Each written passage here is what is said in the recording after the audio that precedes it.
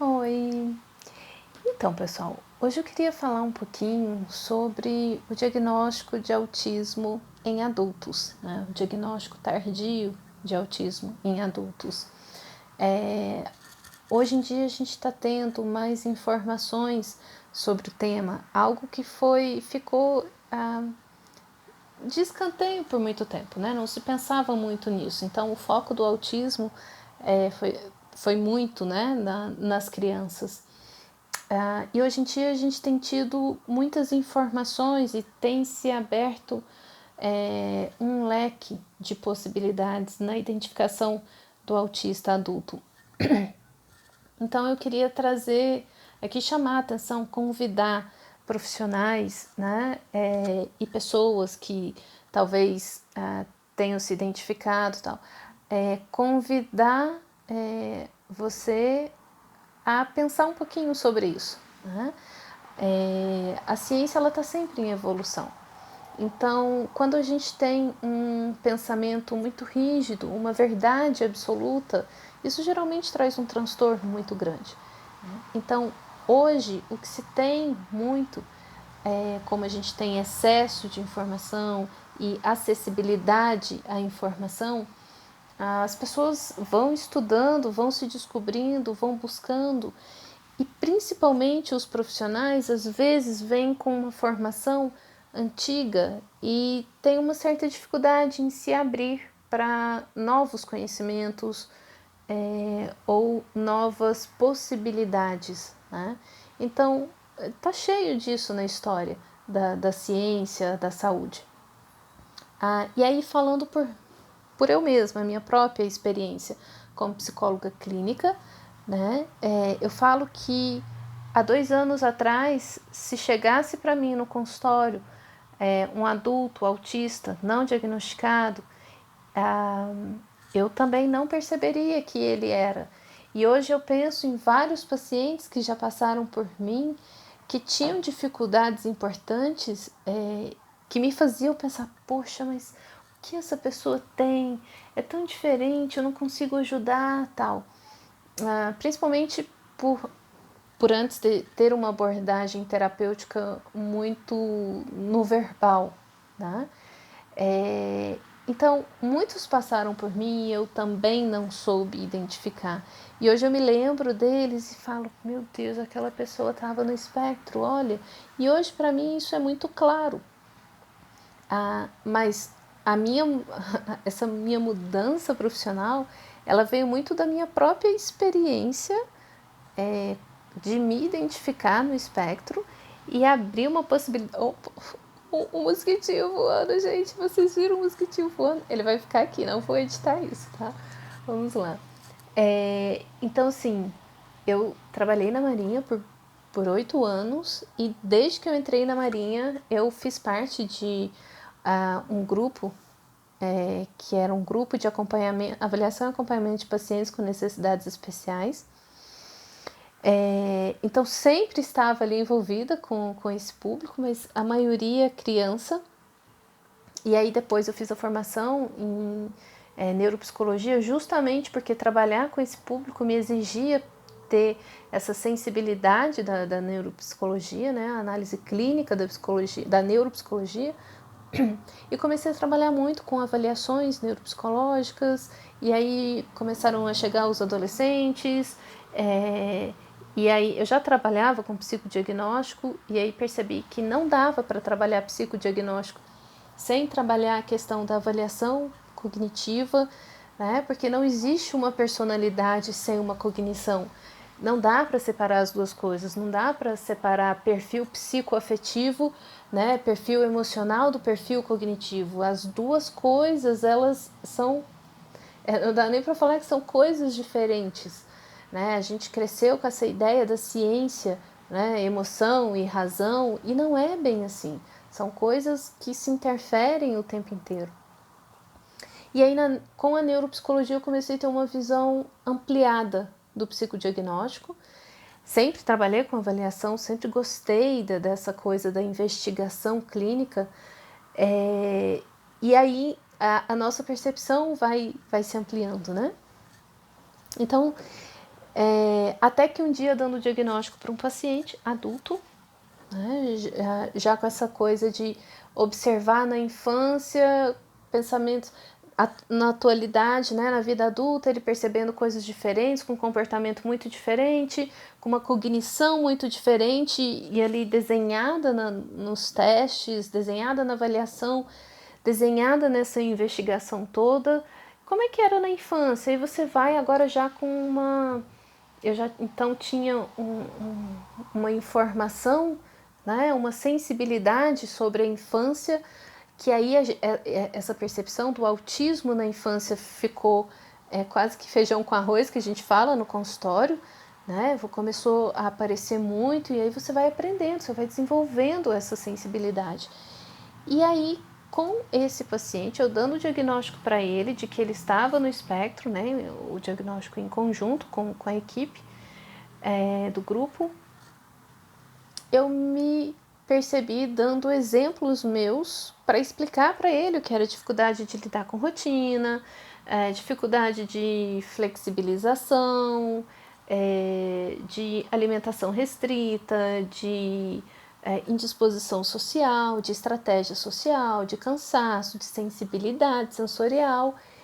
E aí me percebi no espectro e fui me aprofundar no diagnóstico em adultos, né? Então, no Brasil, a gente ainda tem muito pouca informação. Hoje, as maiores pesquisas, quem produz muitos artigos são os ingleses, né? No Reino Unido. E esses artigos vão demorar a chegar para a gente, né? Algumas pessoas vão ter mais facilidade de ter acesso a esses artigos, outras não. Então, quando a gente pensa no diagnóstico, a primeira coisa que é importante entender, não existe um teste psicológico, um teste neuropsicológico, um questionário, uma escala que dê o diagnóstico, que te fale, essa pessoa está no espectro. Não existe isso. Então, para se ter um diagnóstico, é um compilado de informações, uma junção de muitas coisas, de muitas informações. É como se fosse uma investigação mesmo, né? Para se construir uma ideia, para se construir um quadro. Então, desde a anamnese, a história de vida, a história da infância, das dificuldades sensoriais, coisas. E aí começa uma certa dificuldade, porque muitas vezes o próprio paciente não vai lembrar, porque ele ainda não sabe o que é transtorno sensorial. Né? Então, o profissional ele precisa se instruir em relação a isso para ele poder buscar isso. Então, não tem um questionário, uma escala específica, principalmente no Brasil, que aponte isso ou aquilo. Na avaliação neuropsicológica, como que isso aparece? Incoerências entre o nível cognitivo da pessoa, muito inteligente, com dificuldades em coisas básicas do dia a dia, em coisas práticas do dia a dia, né? Dificuldades na psicomotricidade, na escrita dura, rígida, não é fluida, na flexibilidade cognitiva. Então, assim, toda avaliação cognitiva da pessoa é linda, né? É uma super capacidade, mas alguma coisa muito incoerente que está ali. Então, a gente traça o perfil cognitivo, né? O perfil de inteligência, das funções cognitivas, memória, atenção, fluência verbal, memória operacional, flexibilidade cognitiva, enfim, várias, linguagem, raciocínio matemático, tal. É utilizado, sim, escalas.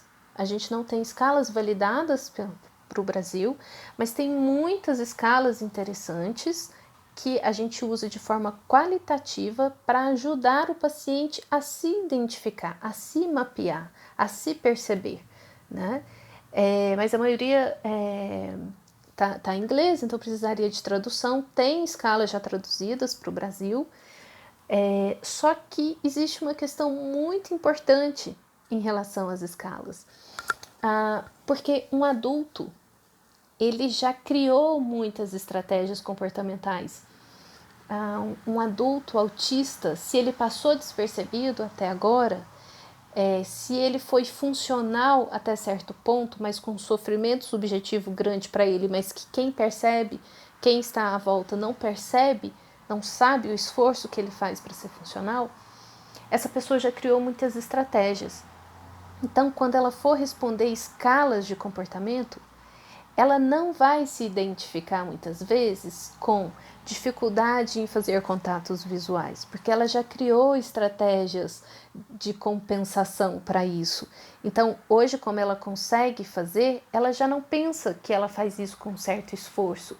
Então, ela não vai considerar que ela tem dificuldade disso. Ou, como a gente já sabe hoje, né? Que a gente usa mecanismos, o autista adulto usa mecanismos de camuflagem. Quem me vê hoje não fala que eu tenho dificuldade social. Ó, o bichinho voando aqui de novo, gente. É uma borboletinha, vou deixar ela voar. Quem me conhece e me vê assim não fala que eu tenho dificuldade social. Hoje eu sou uma pessoa muito articulada. Eu perpasso por todos os meios sociais, por todos os tipos de pessoa. Mas isso foi treino, sem que eu soubesse de ser ou não do espectro. Eu sempre soube que eu era muito tímida e fiz várias coisas, busquei aprender várias coisas que pudessem compensar essas dificuldades. Copiei muitos comportamentos. Então, quando eu respondia os questionários, né, assim que eu me identifiquei, não fazia sentido porque eu não me identificava ali. Mas quando eu fui fazendo um exercício para pensar como era antes, tava lá as dificuldades. E aí eu encontrei, né, um escrito que eu fiz, eu sempre me desabafei comigo mesma escrevendo. E aí eu encontrei no ano de 2011, eu fiz um texto falando da minha dificuldade de olhar nos olhos. Teve uma dinâmica, e aí você tinha que olhar no olho da pessoa, tal, e aquilo me incomodou profundamente. Eu escrevi, eu desabafei depois disso. E aí, hoje eu vejo, assim, pegando as minhas cartas que eu escrevia eu sou da época que escrevia carta, né, gente, para as amigas, como era formal, como era com dificuldade de expressar o sentimento. Então, hoje eu não tenho dificuldade em expressar o sentimento. Foi desde que eu entrei na faculdade, então desde os 21 anos, tá sempre em terapia, sempre aprendendo expressão, e eu fui porque eu queria aprender a expressar sentimentos. Então eu sou um cérebro muito estratégico, com trocentas mil estratégias. Mas significa que não são habilidades que foram fluidas e espontâneas. Eu precisei articular muito esforço, fazer muito cálculo cognitivo para estar nas situações. E ainda hoje é assim. Né? Então, se eu tenho que ir para um jantar com pessoas amigas e etc., eu vou articular pensamento, eu vou calcular comportamentos. E no final das contas, eu vou sair de lá me sentindo ridícula, sentindo que eu fui um desastre e que eu não devia ter falado aquilo. Então, o julgamento interno é muito intenso.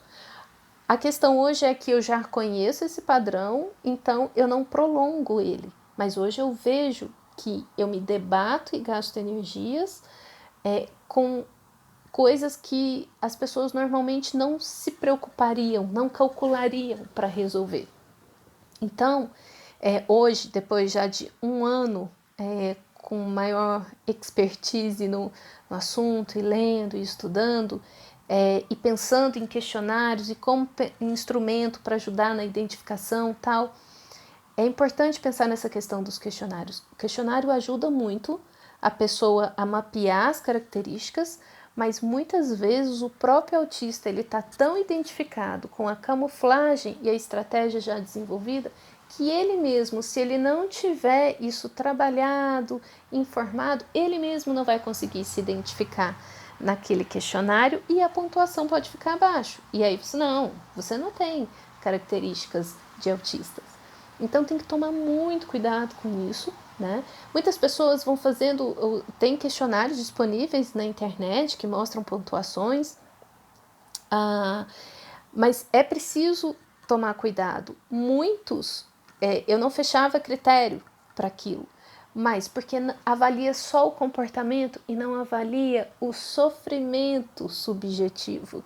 Aquele comportamento que o questionário estava falando, eu não tenho aquele comportamento, mas eu não tenho com esforço muito grande, com desgaste emocional e cognitivo muito grande, que no dia posterior vai me resultar em ressaca social, em falta de energia ou sobrecarga sensorial.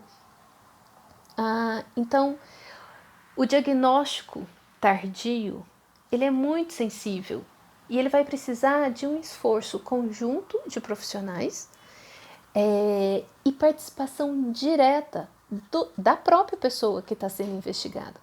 Então, muitas pessoas têm buscado informação, se identificado com as características, mas a pessoa chega no profissional e não encontra aquele suporte. Não, mas você está longe de ser autista. Não desanime com esse tipo de resposta. O profissional, ele também ainda está faltando informação. As coisas estão começando a surgir para todo mundo. É possível que, se eu não estivesse no espectro, eu tivesse uma resistência também. Eu fiz avaliações que eu mesmo questionei daquilo e hoje eu vejo com mais clareza. Então, se você já se identificou porque você está lendo, está estudando e está fazendo sentido para você, e isso é uma característica que acontece no diagnóstico do autista adulto, né, do diagnóstico tardio, não só do adulto como do jovem, né, faz sentido, aquilo faz muito sentido. Mas, se a pessoa estiver muito identificada com as habilidades já desenvolvidas, talvez ela não olhe para o sofrimento subjetivo dela. Daí entra as questões dos testes e das avaliações de psicodiagnóstico, né? Porque a gente vai formar, a gente não vai ter só informação do comportamento e da visão da própria pessoa, a gente vai ter um conjunto de informações para falar, olha, você tem esse comportamento, né? Mas a sua estrutura de personalidade mostra essa outra essência aqui, isso significa que você já desenvolveu essas habilidades. Então, um diagnóstico, ele não é feito numa sessão. Ele precisa de muita investigação. Ele precisa de informações, às vezes, de parentes, de amigos que convivem com a pessoa. Tá? Então, se você chega num profissional e ele não tem abertura para isso, não tem problema você falar, eu vou te mostrar por que eu acho isso, o que eu li, onde eu li, por que... Então você mesmo pode construir, eu chamo de dossiê autista, né? Você mesmo pode construir o seu dossiê e ajudar o profissional a entender aquilo, né? Então, assim que eu me identifiquei, eu suspeitei muito disso e comecei a me policiar para não ter um olhar com viés, para ver isso em todas as pessoas. Então, chegava pacientes com características e eu falava, não, deixa eu avaliar melhor, porque vai que eu estou vendo coisa demais. E aí um dia me chegou um paciente com essas características e ele mesmo já falando, eu estou me identificando, faz todo sentido na minha vida e eu já duvidando da minha própria percepção de achar que todo mundo era. E aí fui buscando junto com ele, vamos investigar, vamos ver isso, nossa, olha, isso faz sentido mesmo. Então o profissional, ele não precisa, às vezes tem essa necessidade de mostrar conhecimento. Não, tá todo mundo aprendendo. E um profissional, ele não pode saber mais da pessoa do que a própria pessoa. O profissional, ele vai ajudar a pessoa a se compreender, né? E o diagnóstico mesmo, ele é fechado pelo psiquiatra ou neurologista, mas o psiquiatra e o neurologista, eles vão precisar de informações extras que vão vir de outros profissionais. É um diagnóstico multidisciplinar. Uma consulta de 1 hora, de 10 minutos, de 15, não tem condições de você investigar a vida da pessoa. Tá? Então aqui o meu convite é tanto para profissionais como pessoas que estão se identificando ou pessoas que percebem ou que já se identificaram e que ainda não tem um diagnóstico formal.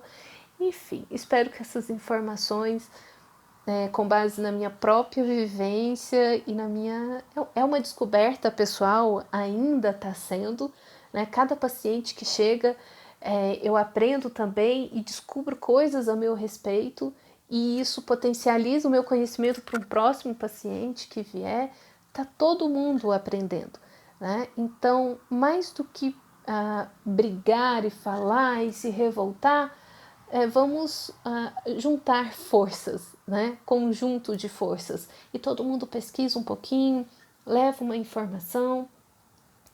Muitas vezes eu faço laudos e coloco, mais do que colocar só a referência do artigo, se é um laudo que eu vou encaminhar para um neurologista ou para um psiquiatra, eu coloco o artigo impresso para que aquele colega possa ler e perceber, porque às vezes ele está focado em outras áreas e não teve o tempo ou não teve o foco para aquela situação.